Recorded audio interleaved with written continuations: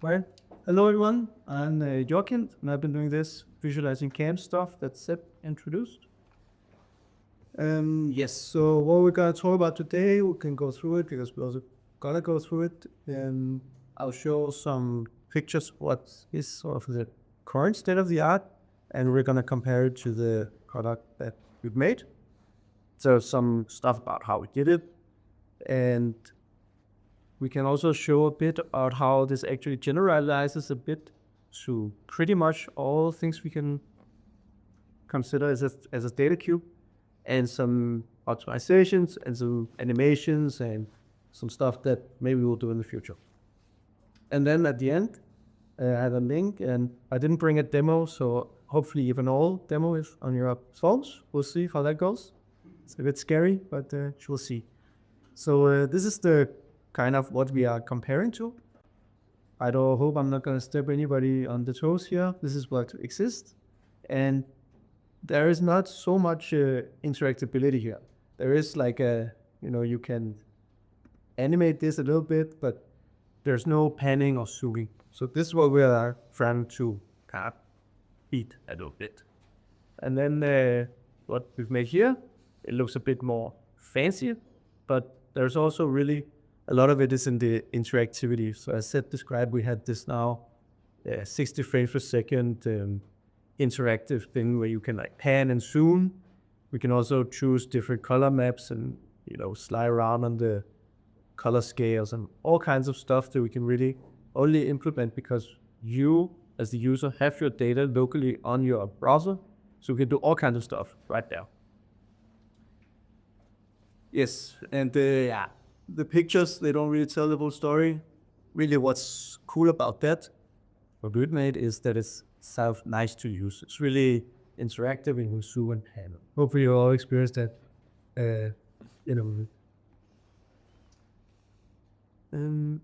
Yes, I think it'll go. All right, so how can we do this? We're doing it in TypeScript and React. I think it's maybe a little bit boring if some of you are not web developers, but these are also sort of boring technologies. I think there's a saying that nobody's ever gotten fired for choosing React. That's like the standard. So it's not like we're doing anything crazy or innovative to deliver this. This is like standard technologies that is like proven to work. And then, we've heard a lot about SAR today. I don't think anybody really explains what it is.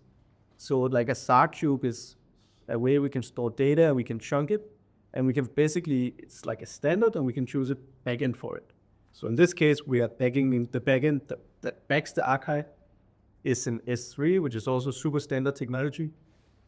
And then we create these things called ARCO dataset. It's like a fancy little acronym that is an analysis-ready cloud optimized dataset.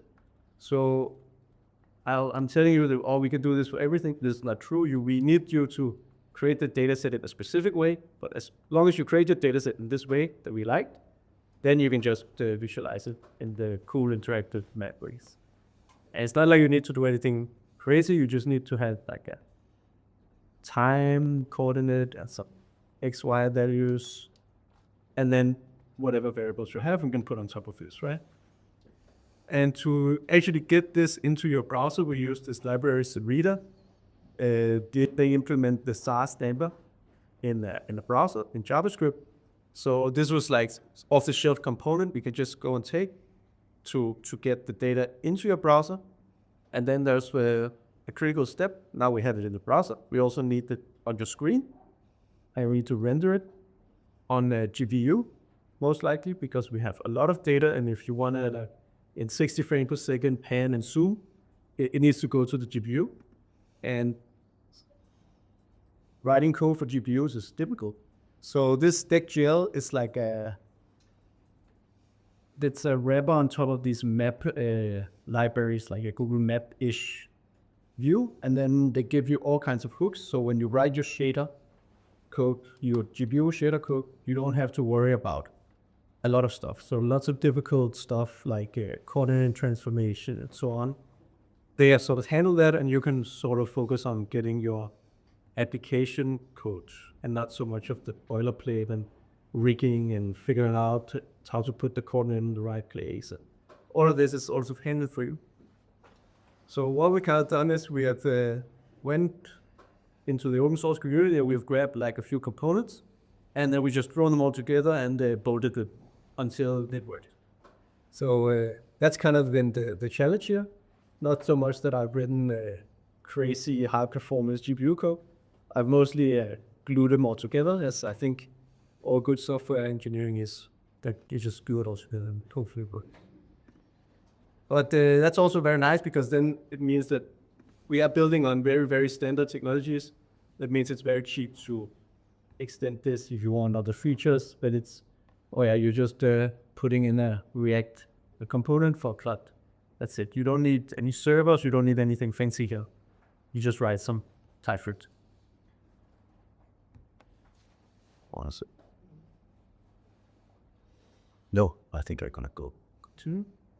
Yes, and as I have hinted a bit, this is like a general purpose solution because we're really just rendering star cubes. We don't have any strong opinions of what's in them.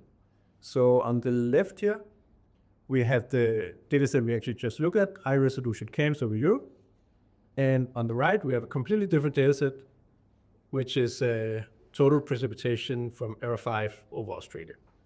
Both of these datasets, and in the demo, we have some data for both of these datasets. You can just go and you can visualize them.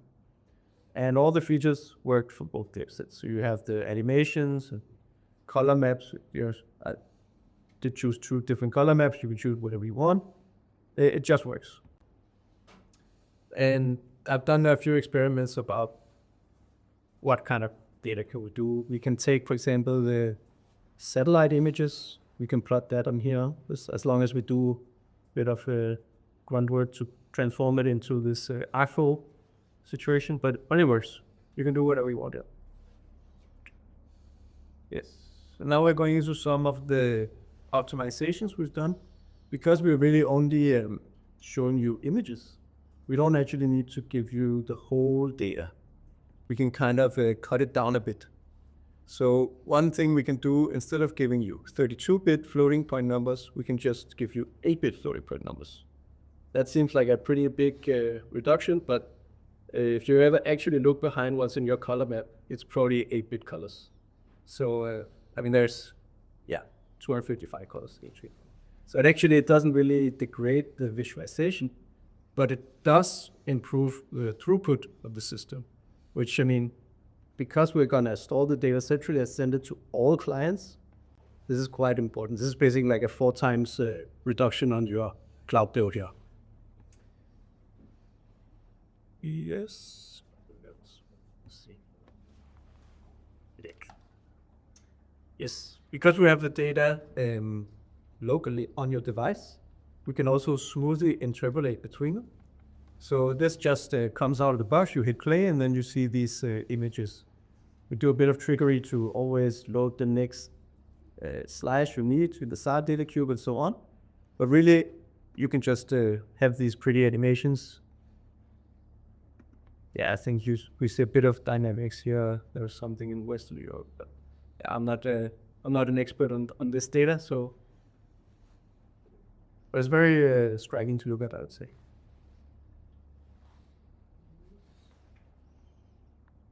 All right, and then other stuff we can do.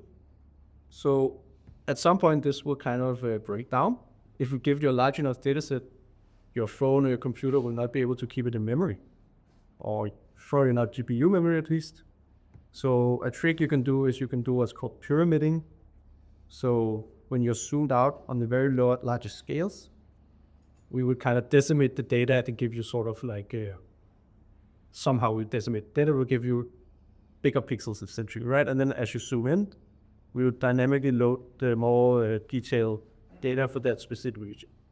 And all of this is very, like it's easy enough to do with SAR because you can chunk them in these nice ways. So you have the right chunks, and then when you zoom in, you just pick the chunk you need.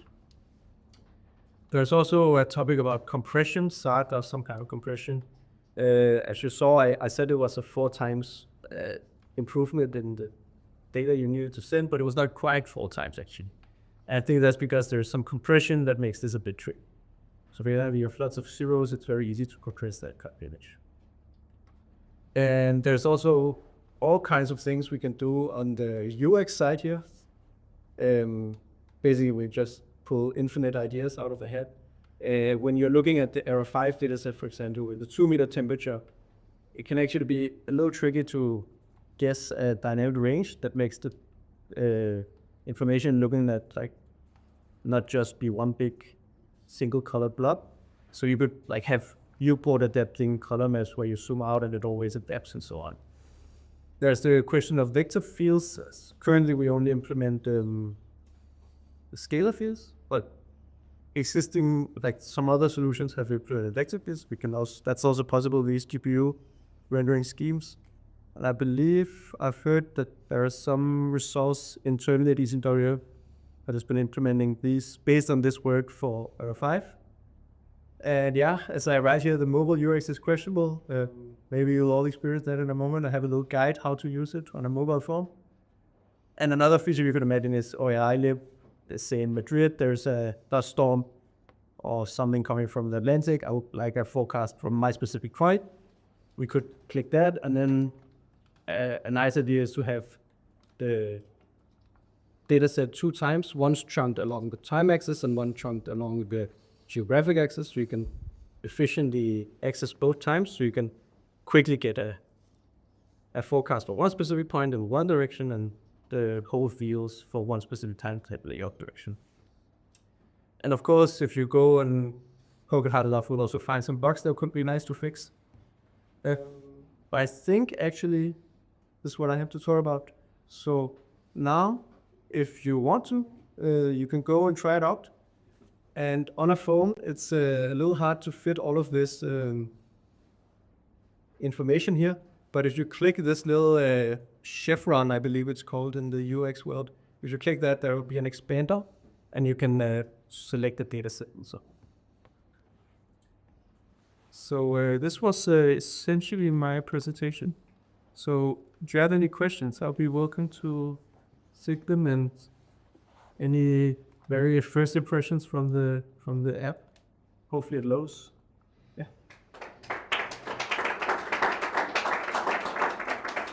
Thank you very much, Joachim.